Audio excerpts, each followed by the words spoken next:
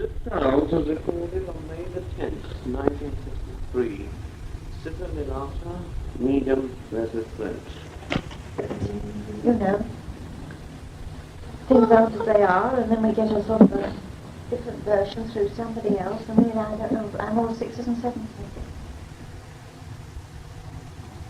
I don't know where we are really, and there's something I'd like to have explained sometime rather, what it is within myself that finds such terrible resentment against a certain high level. I don't know what it is, but I resent it from the top of my head to the sole of my feet. And I get, what do you resent?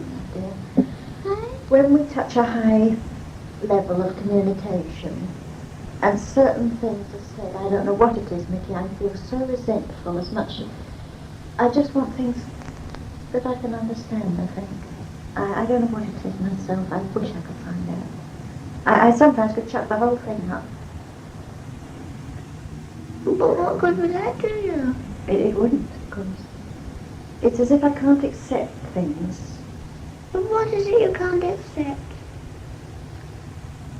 The loss of personality.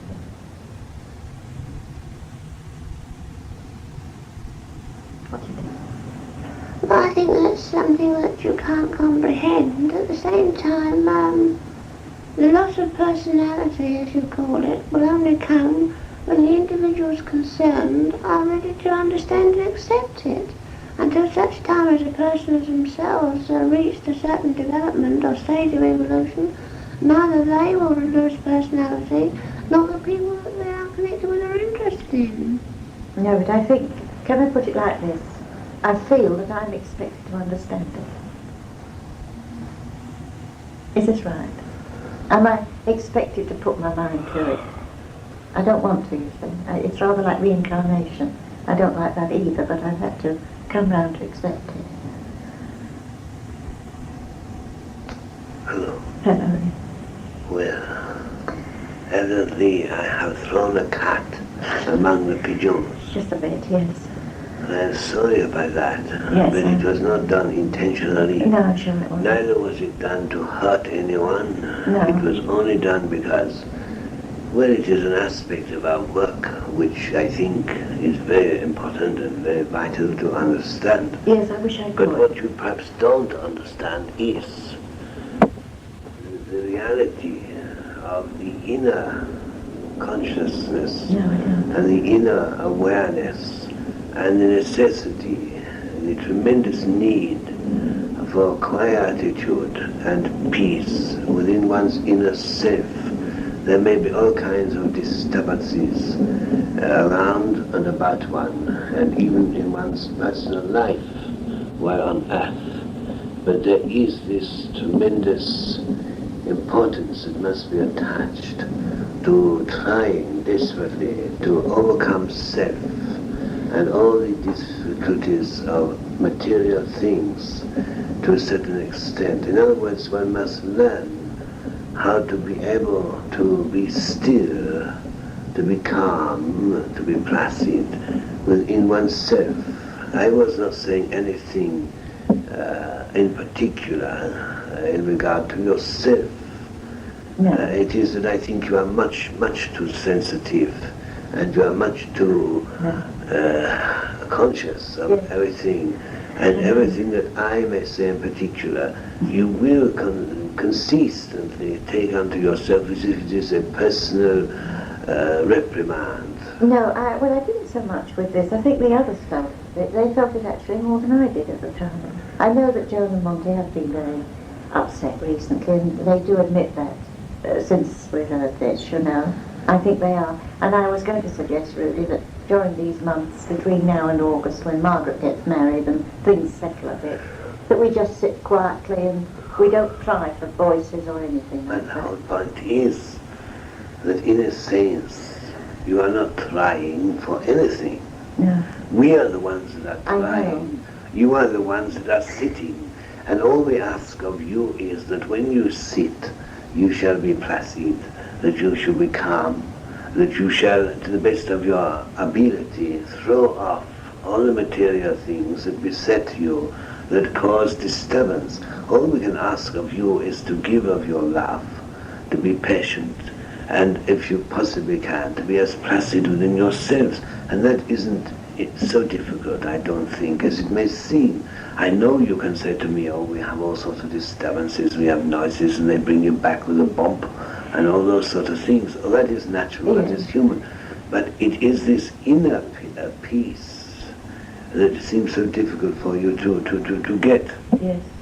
Yes. All these trivial things that sometimes you quarrel about, these trivialities, which when you analyze them amount to little or nothing, it seems to me such a pity. Well, I don't think we quarrel. We don't quarrel. No, but there are these disturbances, there are all sorts of things that happen. You cannot always avoid them, of course. But when you sit, I do feel it is important to try desperately to be calm and placid, not allow anything to upset you or to interfere. We are the ones who have to do the work. You cannot do anything but than sit. Yes, all right. Well, No, well, what is it? Because we might as well clear up this mess. Well, I wonder if you could help me in this. Do you know why I feel resentful? Can you put your finger on it? I don't know myself. Well, I don't know. I suppose it is that because you are still obviously very human and you are living in a world where you are bound to feel, to a certain extent, many things which we understand much more clearly, obviously, than you do, which we understand the reason and the full effect. You only have a sort of, a small idea. I mean, you sometimes take things much too seriously, in a sense. I don't mean that you should not take this work seriously, that you take intensely seriously, which is very good. But you must try to remember, to realize that it does not do to allow yourself to be carried away too much, not to be too intense too much. I think sometimes you are much too intense. If only you can be more quiet and placid and to accept this as, well, what it is, always an experiment. We have been doing this for a very, very long time. There have been all sorts of ups and downs, owing to all the fluctuating conditions. Yes, I know. I think that you get very excited at times within yourself, and all this business that worries you sometimes of the loss of identity, that is something that one never actually loses, because it is always there if ever you want it. But as one progresses, obviously, much of the old material self, much of the old self indeed, that seems important, or at least has seemed important, no longer seems to be so important. In other words, one is learning to live more tremendously, more fully, and we begin to assess our true selves, we begin to understand ourselves, we begin to understand the people near and dear to us, and we begin to understand so many of the things which must remain for a time for people still on earth a mystery. But there is no need for such concern, there is no need for such intensity. I mean, it seems to me that sometimes you put this too much to the fore. I don't suggest that it isn't, it must not be very important, but we understand that you have to live, you have to work, and you have to do all sorts of things which irritate, and sometimes these things become irksome. But we must try to have balance about it. Oh yes, well, that's all right. Now, the one other thing that disturbed me a little bit was your statement about being Benvenuto Cellini. Now, I mean, I don't know much about reincarnation, but I can't understand this, how you could be reborn 3 months after your own passing. Sure, how can you put in the front of the book the continuation of life as a person, and at the end of the book you talk about someone passing on the 18th of August and reborn on the 2nd of November. I don't understand. I don't see why that should be so difficult to understand. Oh, I think it's awful. How short a time? Time is nothing. Surely you know that time is unimportant, time is as nothing. And you put too much store, people on earth that is, too much store on material time. Everything must be to time. Everything must be according to the time of the clock and so on. Time is nothing. One may be dead, I should admit, that is, in the sense of dying in a material sense, and be reborn again in an hour. Time is nothing. How awful. Why should it be so awful? Oh, I think it's awful. I can't tell you how. I don't know. I can't put that in the book. I really can't. I can't. Well, I'm not asking you No, I to put it wouldn't. in the book, because it may well be impossible for many people to understand, but I still don't know why you should be so worried about this. Well, I mean, you're proving survival, and spiritualism proves survival, and there surely it's counteracting its own belief. No. I mean, all right then, Lucretia lost her husband. No, it doesn't matter what she's going through. We know that. He's passed on. And within 3 months he's born into somebody else. It's the one thing against reincarnation that everybody turns down flat. Well, that is all right. People turn it down flat. So People don't understand it. That they is all were right. never reunited because he was living in somebody else. What happened then? When he was 19 years of age, Benvenuto Cellini, she passed over. There is this awful separation again. I just don't All this, of course, comes to this one thing, that you put far too much store on time. And you cannot understand nor appreciate time, because we do not and have no way of understanding time here. In other words, we are outside of time, but while you are on earth, you are in time. And while time is important to you, it will be impossible for you to understand or appreciate what it means to be outside of time. The matter of a few months or even a few hours between death and rebirth, whether it is rebirth in your world through a physical body and as a new individual or personality to develop accordingly, or whether it is dying in your world and entering into the world of the spirit and being, as it were, reborn over here, perhaps for centuries of so-called earth time, and then to return to earth. All this is unimportant. The interval, shall we say, is unimportant. What is important is the development, the stages of evolution, the slow but sure progression from stage to stage of evolution until you reach a certain condition whereby you then become, to a certain extent, shall we say, perfected, if you like, although there is no such thing as a completely perfect person as far as I know. But what is important is to realize that you are going through various stages of evolution, and it in a sense doesn't matter how long you may be as regards time in this or that incarnation. It is what you are experiencing in that time, what you have become in that time, what knowledge you have experienced and gained. In other words, it is all important and essential. And just because you may not be conscious of another person whom you have loved in a previous incarnation, you may not be conscious of that person perhaps for what you might say 40, 50, 60 years, which seems a long time to you, which in time itself is insignificant. All this is not so important. It is only important to you at the moment because you think of time being in time. You still don't understand. Yes, well, yes, I'll have to begin to understand. Oh dear me, I'm swallowing some pills. Well, when you started on this path, gradually you began to realize there were going to be a lot of pills that you would have to swallow. The same as I told you, I come to you. I have been working with this instrument for a number of earthly years, which in time seems a long time, but as I say, is not so long. I have worked with you, and I continue to work with you, with the idea of developing you all in the group for this work that I have to do with you and through you. But I'm interested in others. I can help others, and I do help others. We must remember that we ourselves are sent in to do work. We may not always understand fully what that means. Of course, when I say we are sent, it doesn't mean to say that we are ordered to do something. We do it because we ourselves desire to do it, because we feel the need to do it, not only for the sake of others, because that is our task, but also for the experience which benefits us also. We are all working in love and in harmony. We are all important one to the other. And this business of time is so unimportant. I wish you could realize the unimportance of time. I know it is important to you in a sense that while you are on earth and you say to yourself, well, I am 50-something, and I may have, with a bit of luck, 20 more years. What am I going to achieve in those 20 years? I've lost 50, you might Right. say. But the point is, you don't think like that, or at least you should not think like that, because a person can achieve as much in one day, or do more good in one day, or they can do something which is so vital in itself that in that few hours, you might say, they can achieve more than some people can achieve in a whole lifetime.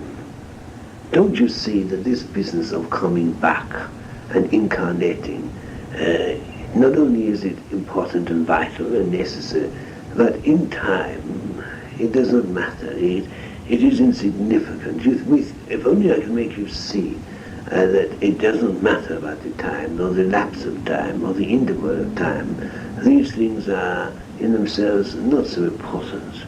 A person may pass from your world and be born again into a new body, perhaps within hours or weeks or months or years, but that in itself is not the important thing. It is that the spirit is manifesting itself in some form or in some way, either in your world through another body, or it is manifesting on this side in an astral or spiritual body, fulfilling some work and some experience and developing accordingly, and in other words, it is doing what it is natural to do under the circumstances which it is best serving and for which it is best prepared. I don't think it matters this time. It is, I wish you could try to adjust your mind to the realization of these. Well, I will try, but now, will you tell me the difference, or at least try and get these two relative? Where do feelings come into it, or is this something that you leave behind? You haven't got any feelings? Is there no tenderness? Is there nothing left of ties? Why do you get these strange ideas? I don't know, dear. It's the sort of Why way... should you have this strange idea that as we unfold and develop, that we lose more and more the feeling of emotion and ties, as you call it? Surely, as one develops and one becomes more experienced, the more highly sensitized one becomes. You think so? And all these things become even more important, but not important in a material aspect, but in a spiritual one. That is the thing to remember, and there is this vast difference between the material and the spiritual. The links and the ties that have been forged in the past become intensified by love and experience on a higher basis. A higher basis.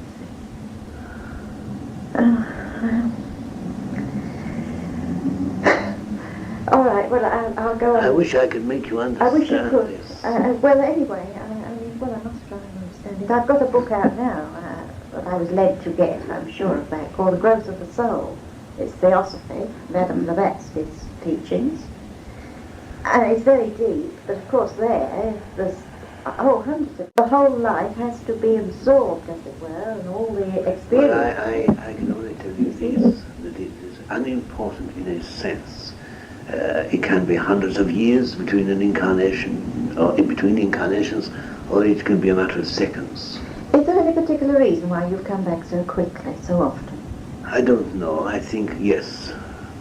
It isn't just only that I want to serve and to help. It isn't only that I'm grateful to untold millions of people who are so kind to me. I mean, I appreciate all the love, as I've said so often, that has been sent out to me by people so often.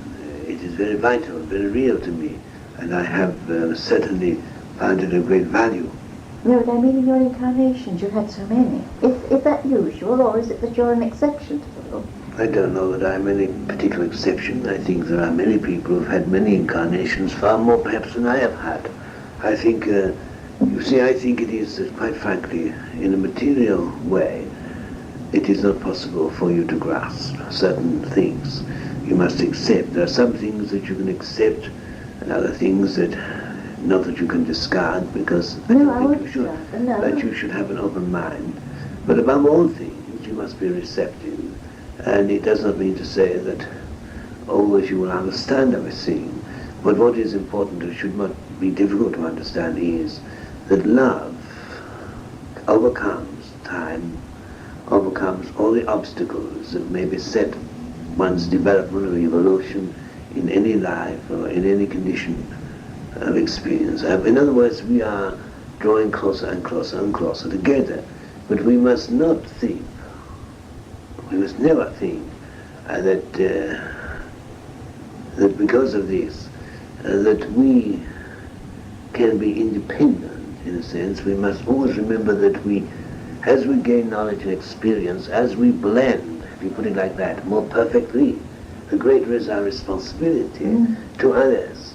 For we have to work and to help and guide and uplift and inspire others. No one can live alone. Oh, no. No people can live selfishly. We must all learn, and it is the only way that by sacrifice, by giving out with intensity of feeling and love, so we absorb and are absorbed.